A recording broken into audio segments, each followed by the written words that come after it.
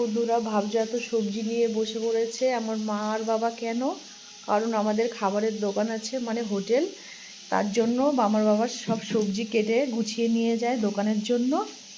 আর আমার মা সেই সবজি কাটে বসে বসে। এই যে বাবা লঙ্কা ছাড়াচ্ছে, দেখো। এই যে আমার বাবা, এই যে আমার মা সবজি কাটবে, তারপরে পালং শাক কাটবে।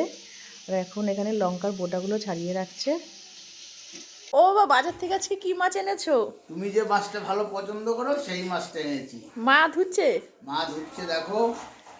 চলো তো দেখি কি মাছ এনেছে আমার বাবা। আমি পছন্দ করি বন্ধুরা। কি মাছ মা?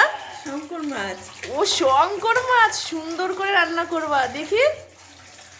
দেখো বন্ধুরা, শঙ্কর মাছ কে কে পছন্দ করো আমার মতন কমেন্ট করে জানিও। আর আজকে রাতে শঙ্কর মাছ রান্না করা হবে। মাছের মশলা নিয়ে নিয়েছে। এখানে কি কি মশলা নিয়েছি একটু হাতটা ছাড়াও দেখাই। আদা বাটা, রসুন বাটা, লঙ্কা বাটা, পেঁয়াজ বাটা আর জিরে বাটা।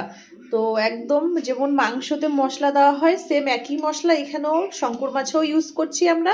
মন মতো নুন হলুদ মাখিয়ে রেখেছি। আর এখানে নতুন আলু দিয়ে শঙ্কর মাছটা রান্না করা হবে। তো বুঝতেই পারছো শঙ্কর মাছটার টেস্টটা আরও একটু বেশি বেড়ে যাবে যেহেতু এটা নতুন আলু দিয়ে রান্না করা হচ্ছে। নিয়েছি আদা, রসুন, লঙ্কা, জিরে বাটা আর গুঁড়ো মশলা, হলুদ গুঁড়ো, লঙ্কার গুঁড়ো আর কাশ্মীরি রেড চিলি পাউডার। তো চলো রান্নাটা, বেশি কথা না বলে রান্নাটা শুরু করা যাক।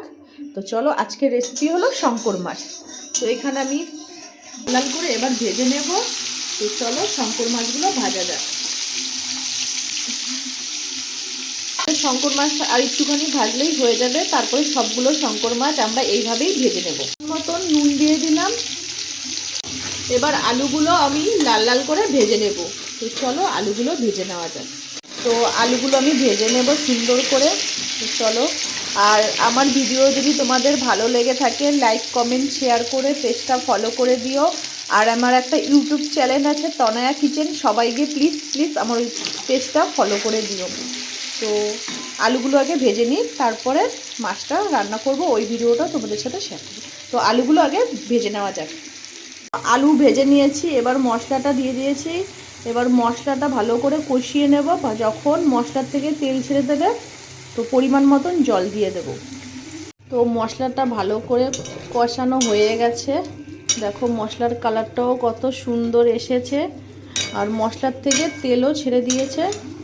তো এবার পরিমাণ মতন জল দিয়ে নেব, তারপর মাছগুলো দিয়ে দেব।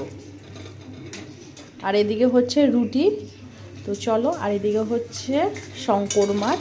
তো আজকে রাতের রেসিপি হবে গরম গরম রুটি আর তার সাথে শঙ্কর মাছ। তো মশলাটা একটু 5-7 মিনিট কষানোর পর জল দিয়ে দেব। ও কত সুন্দর মশলা থেকে তেল ছেড়ে দিয়েছে আর কালারটা কত সুন্দর লাগছে। এবার দিয়ে দেব পরিমাণ মতন জল। তো এবার জল দিয়ে দেব পরিমাণ মতন জল। বেশি জল দেব না, কারণ শঙ্কর মাছের ঝোল বেশি ভালো লাগে না, শুধু আলুগুলো একটু সিদ্ধ হওয়ার জন্যই জল দেব। আর শঙ্কর মাছের তরকারিটা আমি গ্রেভি টাইপের করব, তাই আলুটা সিদ্ধ হোক, তারপর মাছ দিয়ে দেব, ভাজা মাছগুলো দিয়ে দেব।